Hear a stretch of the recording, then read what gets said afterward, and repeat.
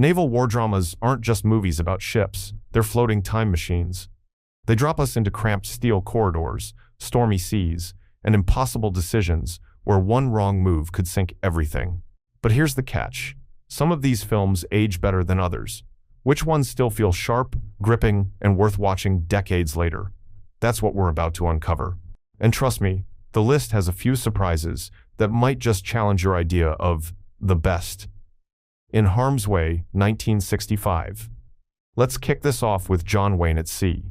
In Harm's Way isn't just another World War II drama. It's Hollywood going all in on a sweeping Pacific story, with Wayne as Admiral Rock Torrey navigating both enemy fire and personal struggles. Released in 1965, it felt like a final curtain call for the old-school war epic. Big cast, big runtime, big ambition. What makes it stand out today isn't flawless acting or cutting-edge effects, but the sheer scope. The film opens with Pearl Harbor, blending staged sequences with real ships and footage. You get a rare look at the Navy through massive set pieces and, for the time, some gutsy choices. Wayne was already battling health issues while filming, but his steady presence gave the movie its anchor. Alongside him, Kirk Douglas added sharp edges as a volatile officer. Critics at the time weren't kind. They thought it dragged, calling it overlong and old-fashioned compared to grittier 60 seconds films. But for fans of naval history, it's a hidden gem. Parts of the movie were shot on real vessels, like the USS Street Paul, giving audiences authentic visuals instead of cheap backdrops. Watching sailors scramble to stations or steel decks light up under fire feels like a time capsule straight out of the 1,940 seconds. Is it perfect? Absolutely not. The melodrama runs heavy, the pacing is uneven, and the models used in battle scenes sometimes wobble on screen. But there's a certain magic in its imperfections. It captures an era when war dramas tried to be both personal and panoramic. If you want a glimpse of how Hollywood once painted the Pacific theater, with all the grandeur and flaws left intact, In Harm's Way still delivers. The Sand Pebbles 1966. Now imagine this. An American gunboat steaming down China's Yangtze River in the 1,920 seconds, tension simmering with every turn of the propeller. That's the Sand Pebbles, and at its heart is Steve McQueen, giving one of his most powerful performances. This isn't your typical battle-heavy war movie. Instead, it's a slow burn, building its drama through character conflicts, clashing cultures, and the relentless hum of the USS San Pablo. Released in 1966, the film earned McQueen his only Oscar nomination, and for good reason. He plays Jake Holman, a rebellious engineer more comfortable with engines than authority. The San Pablo itself becomes more than a backdrop. It's practically a character. When the crew is polished and alert, the ship gleams with pride. When morale crumbles, she looks worn down, rust creeping in like exhaustion. That attention to detail is what makes the film timeless. Director Robert Wise didn't cut corners. He recreated the San Pablo with remarkable accuracy, right down to its cramped engine rooms and steam systems.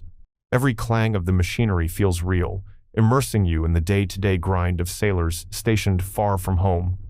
The tension isn't just between Americans and locals, it's also within the crew. Questions of duty, honor, and loyalty tear at them as much as any external threat. Yes, it runs long, and yes, some moments feel heavy-handed, but that's part of the charm. Instead of rushing, the movie breathes, letting you sit with the crew and feel the weight of their choices. It's about the price of presence in a foreign land, about young men caught between doing their jobs and questioning what those jobs really mean. The Sand Pebbles isn't a film you throw on for background noise. It demands your attention, rewards your patience, and leaves you with images that stick, the kind that echo long after the credits roll. That's why, even today, it holds its ground as one of the most enduring naval dramas ever made. Tora, 1970. If you want accuracy, this one sets the bar. Tora isn't just a war movie, it's a meticulous recreation of the Pearl Harbor attack, told from both the American and Japanese sides. Released in 1970, it was a rare Hollywood-Japanese co-production, with directors from both nations handling their own perspectives. That alone makes it stand out from the usual one-sided portrayals. Instead of focusing on a single hero, the film spreads its attention across admirals, officers, and intelligence staff, weaving a story of miscommunication, pride, and fate.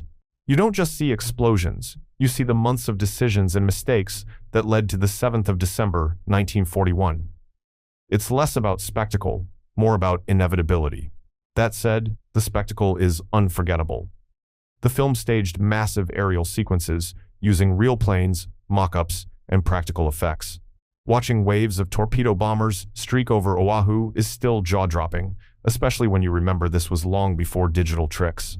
They even built and blew up scaled battleships, capturing the chaos with cameras positioned as if you were standing right on deck. At the box office, it didn't crush the competition, partly because audiences weren't sure what to make of its even-handed tone. It doesn't paint one side as noble and the other as villainous. It simply shows the chain of choices. Critics at first thought it was too clinical, but with time, it's earned respect as one of the most balanced war films ever made. What keeps Torah relevant isn't just the action, it's the honesty. It refuses to simplify history, showing that wars begin not only with firepower, but also with human error. For anyone interested in naval history, it's an unskippable watch. Midway, 1976. Think of this one as Hollywood's attempt at a history lesson and a star-studded soap opera rolled into one. Midway brought together Charlton Heston, Henry Fonda, Robert Mitchum, and about half of 1972's Hollywood to tell the story of one of World War II's most decisive naval battles. The goal was clear: turn real history into a widescreen epic. The movie uses a lot of actual wartime footage spliced into the dramatization. For viewers today, that's both a blessing and a curse. On the one hand, it delivers stunning authenticity. You're seeing real planes and real explosions. On the other, the stock footage doesn't always blend smoothly with the stage scenes, making it jarring at times. Still, there's something raw about seeing real carriers under attack that no CGI can match. The heart of the drama comes from the intelligence game. You watch as U.S. codebreakers race to crack Japanese plans, a tense cat and mouse that builds toward the climactic battle. Meanwhile, the ensemble cast delivers a mix of solid and sometimes over-the-top performances, with family subplots that feel like they were added to appeal to mainstream audiences. At release, critics were divided. Some praised it as educational and patriotic, others groaned at the melodrama. But the film found an audience anyway, especially among veterans and history buffs, who appreciated seeing Midway on screen for the first time. Does it hold up today? Absolutely. Even with its uneven pacing, Midway gives you a window into how Hollywood of the 70s approached war storytelling. Part documentary, part drama, and part popcorn entertainment. If you can handle a bit of melodrama with your history, this one still sails strong. Das Boot, 1981. Now for something completely different: claustrophobia, sweat, and steel. Das Boot isn't about admirals or massive fleets. It's about a single German U-boat crew crammed inside a submarine as they face the endless grind of patrol duty during 10 Nations Serben 20 Red. World War II. Directed by Wolfgang Petersen, this 1981 film changed the game for naval dramas. From the moment the submarine dives, you feel trapped with them. The camera snakes through impossibly tight corridors, capturing the creaks of pressure and the stench of oil and unwashed bodies. Petersen's decision to film in painstakingly realistic sets makes every shot immersive. You don't just watch these sailors, you practically breathe their air. The tension builds, not from nonstop action, but from the uncertainty. Long stretches of waiting, followed by sudden moments of chaos when depth charges hammer the hull, create a rhythm that's more nerve-wracking than any shootout. The film humanizes the crew, showing their camaraderie, fear, and exhaustion without ever glorifying the war itself. Originally, over 4 hours long in its uncut version, Das Boot is less a war thriller and more an endurance test, and that's the point. War here isn't glamorized. It's grueling, repetitive, and suffocating. That honesty shocked audiences used to cleaner, more heroic depictions. The movie became a global hit, launching Petersen's Hollywood career and earning 6 Academy Award nominations. Even now, filmmakers cite it as one of the greatest submarine films ever made. It set a visual and emotional template that few have matched. Das Boot still works today because it doesn't age like traditional war films. It's not tied to flashy effects or melodramatic heroes. Instead, it captures raw human survival in a pressure cooker of steel and fear. Watch it once, and you'll never think of submarines the same way again. The final countdown. 1980.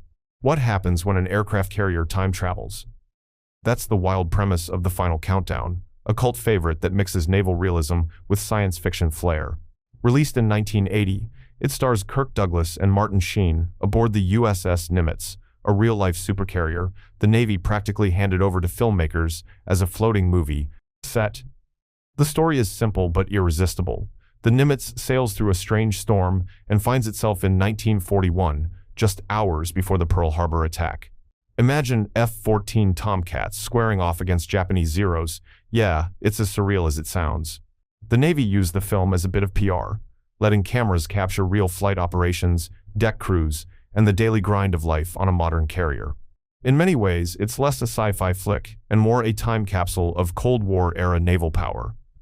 What makes it hold up isn't just the spectacle of jets screaming across the sky, but the moral debate that unfolds. Should the Nimitz intervene and stop Pearl Harbor, or would changing history be more dangerous than letting it play out? Watching Douglas wrestle with those questions gives the movie surprising depth. Critics weren't always kind, calling it gimmicky. But for naval enthusiasts, it's a treasure. You get some of the best footage ever captured of a carrier in action, mixed with a thought experiment that still sparks debate. And let's be real, seeing an F-14 vaporize a Zero is just plain satisfying.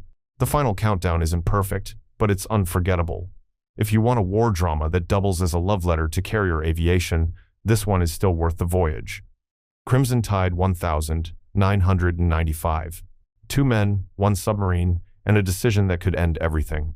Crimson Tide is proof that you don't need massive battles to create tension. You just need Denzel Washington and Gene Hackman staring each other down in a steel tube. Released in 1995, this Tony Scott-directed thriller puts you right inside a nuclear submarine during a moment of crisis. Hackman plays Captain Frank Ramsey, an old-school leader who trusts instinct and authority. Washington's lieutenant, Commander Ron Hunter, is his polar opposite, analytical, cautious, unwilling to pull the trigger without absolute certainty. When conflicting orders arrive during a standoff, the two clash over whether to launch. The stakes? Nothing less than global survival. What makes Crimson Tide so gripping is how it turns procedure into drama. The blinking lights, the clattering typewriters, the tense silence as sailors await commands, it all feels authentic because it was grounded in real Navy consultation. Even though the Navy wasn't thrilled about the story and refused to fully cooperate, the film's attention to detail is striking. And then there's the dialogue. Screenwriter Quentin Tarantino even did uncredited touch-ups, which explains why conversations about comic books and cultural trivia slip into the high-stakes tension. It gives the movie a pulse, making the characters feel human instead of just uniforms. The film exploded at the box office, earning critical praise and cementing Washington as a star who could go toe-to-toe with a legend like Hackman. It's still studied for its tight pacing and relentless tension. Crimson Tide holds up because it's timeless. The clash between tradition and caution, instinct and intellect, authority and doubt, those themes never get old. Add in powerhouse performances and claustrophobic intensity, and you've got one of the sharpest naval dramas ever filmed. Run Silent, Run Deep 1958. Now let's rewind to a classic submarine showdown. Run Silent, Run Deep pairs 2 Hollywood heavyweights, Clark Gable and Burt Lancaster, in a tense story of rivalry and revenge under the sea. Released in 1958, it set the standard for many submarine films that followed. Gable plays Commander Richardson, a seasoned officer obsessed with sinking Japanese destroyers in a particular stretch of the Pacific. Lancaster is Lieutenant Jim Bledsoe, ambitious, loyal to the crew, but frustrated when Richardson takes command of the sub he expected to lead.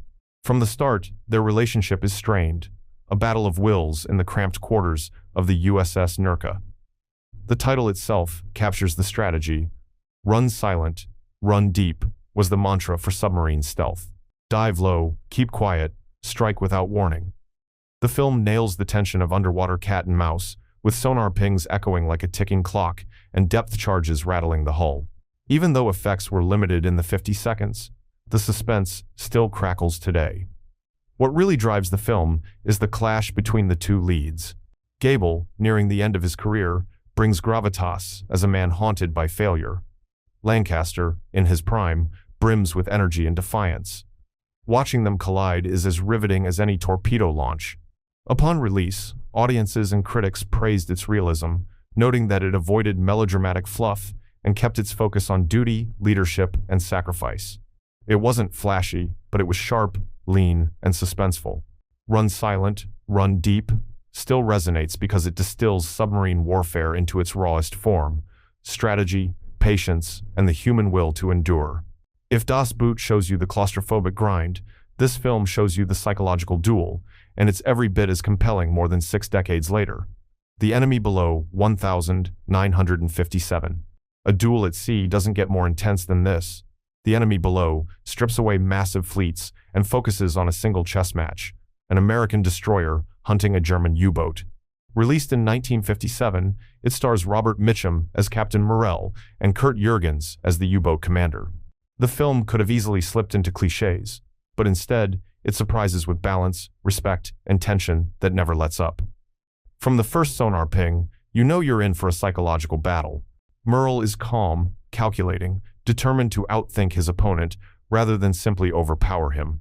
Jürgens, meanwhile, plays his role with a weary dignity, a commander who knows the tide of war is turning but refuses to go down easily. The result? A battle where brains matter more than brawn. The special effects may look modest today, but they were cutting edge for the 50 seconds, and they still carry weight. The creaking of steel, the echo of explosions, and the endless silence between attacks create suspense that feels timeless. What makes The Enemy Below hold up isn't just the tension, it's the mutual respect between foes. Instead of caricatures, both captains are portrayed as professionals locked in a deadly game. By the end, you admire them both, even as one wins. This is naval drama boiled down to its purest form. 2 minds, 2 ships, 1 ocean. It still grips, decades later. Master and Commander, The Far Side of the World, 2003. Epic. That's the only word that fits. Master and Commander, The Far Side of the World brought Napoleonic naval warfare to the big screen with a level of detail rarely seen before or since. Released in 2003, it stars Russell Crowe as Captain Jack Aubrey and Paul Bettany as ship's surgeon Stephen Maturin, turning Patrick O'Brien's beloved novels into a sweeping adventure. The film doesn't waste time with melodrama. Instead, it immerses you in the grit of life aboard HMS Surprise, a frigate tasked with chasing a French privateer across the South Atlantic. From storms that batter the masts to duels fought with cannon smoke, every scene feels authentic. Director Peter Weir obsessed over detail: the rigging, the music, even the meals. Nothing feels faked. Crowe commands the screen as Aubrey, a man caught between ambition and duty, while Bettany adds quiet depth as Maturin, the intellectual counterbalance. Their friendship drives the story, reminding you that naval war wasn't just about strategy, but about the bonds that held crews together. Despite critical acclaim and 10 Oscar nominations, Master and Commander underperformed at the box office, overshadowed by flashier franchises. But over time, it has become a cult classic, celebrated for its authenticity and heart. Naval historians still praise it as one of the most accurate depictions of the age of sail ever filmed. Why does it hold up? Because it feels lived in. You smell the salt, hear the ropes creak, and feel the spray of cannon fire. It's less a movie and more an experience. And once you've sailed with Captain Aubrey, no other naval film feels quite the same. Greyhound 2020. Tom Hanks on the bridge, and the Atlantic roaring outside. That's Greyhound.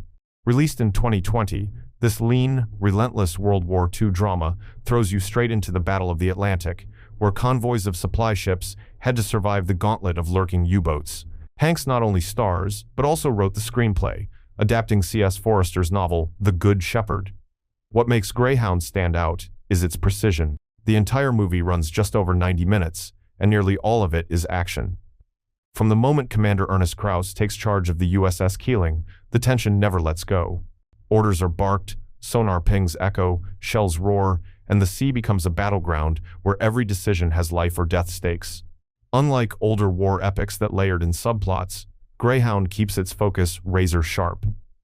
You see Krause wrestle with exhaustion, doubt, and the crushing responsibility of protecting the convoy. Hanks plays him not as a perfect hero, but as a man carrying the weight of command on his shoulders.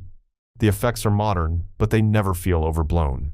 Instead, they serve the story, putting you right on deck as the crew battles both nature and unseen enemies. The icy waves, the fog, the endless night, all of it becomes part of the fight.